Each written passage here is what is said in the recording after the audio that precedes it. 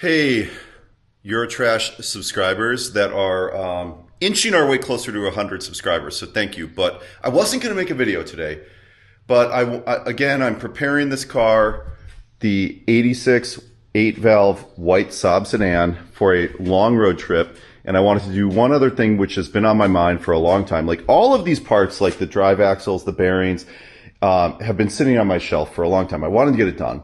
And I wanted to do a camshaft cover gasket. So I'm just going to show really quickly the process that I'm doing to do that. So the first thing I'm doing is setting the engine. I'm using the Bentley manual, which is what you got to do.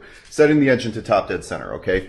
So I've got it in fourth gear, parking brake off. I've jacked up this corner of the car, and using this inspection camera, which is positioned right here, okay? That's where the timing marks are. They're on the flywheel, okay?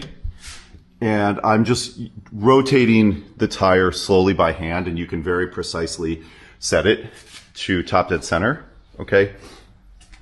Then you need to make sure that you're in the position where the rotor for the distributor is in this position right here, okay? There is a mark. It's kind of tough to see, but there is a little mark on the distributor indicating where that, alignment position is.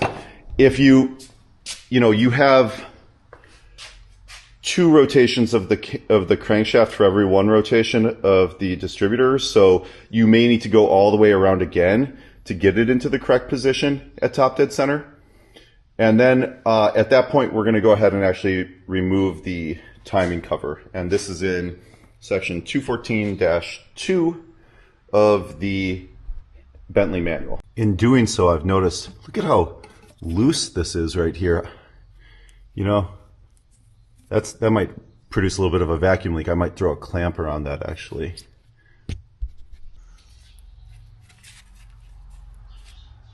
Okay, so that's what 187,000 miles looks like.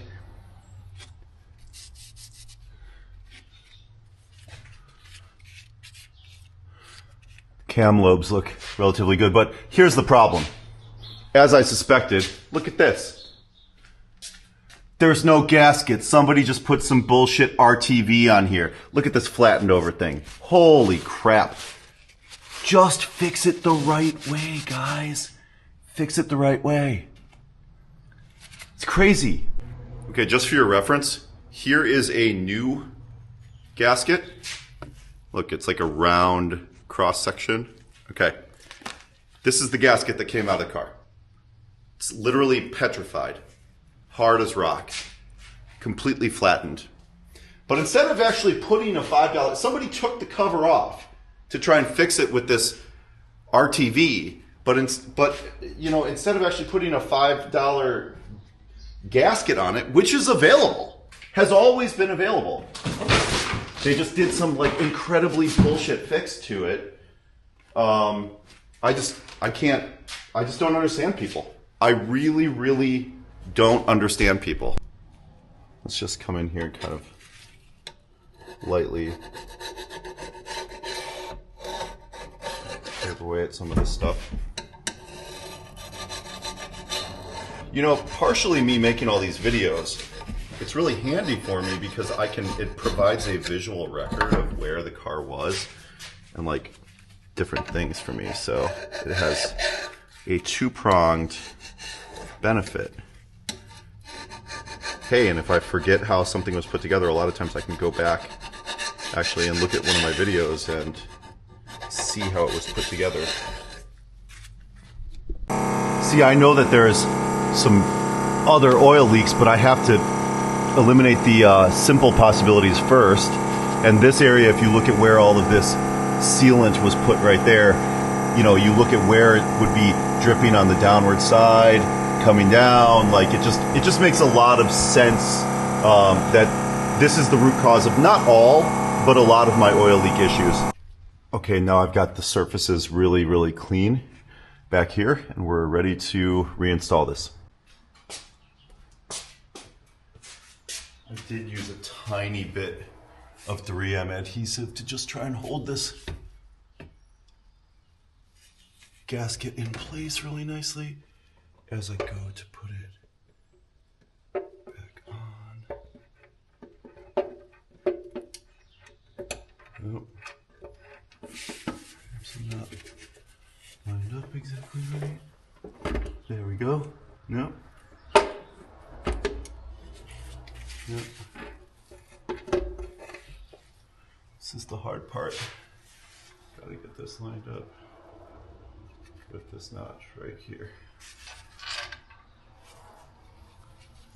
Okay. Because the slot for the distributor needs to, come on baby, come on baby, right there, right there, there we go, there we go, okay, perfect. Okay, now I'm going to do the timing, which according to this manual for 81 to 88 non-turbo models should be at 20 degrees. So the first thing I'm going to do, actually, because this is so rusted in there, is I'm going to go and I'm going to take this pick and make sure that the line for 20 is pretty visible. Now you can see that I've made the marks around 20 as visible as possible with this pick. All right, I've got my timing light hooked up. I have the camera still in place. Help me out. It's supposed to be at 2,000 RPM. I wish I had a helper, but I don't have a helper.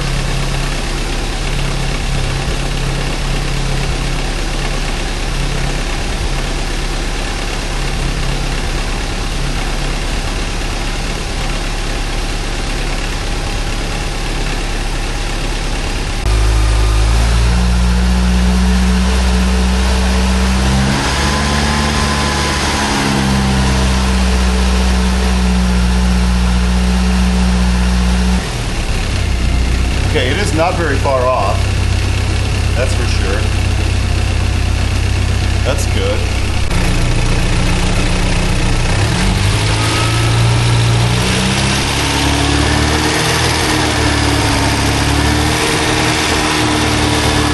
Okay, so we've verified that our timing is pretty much on per the specs, so peace out. Thanks for watching.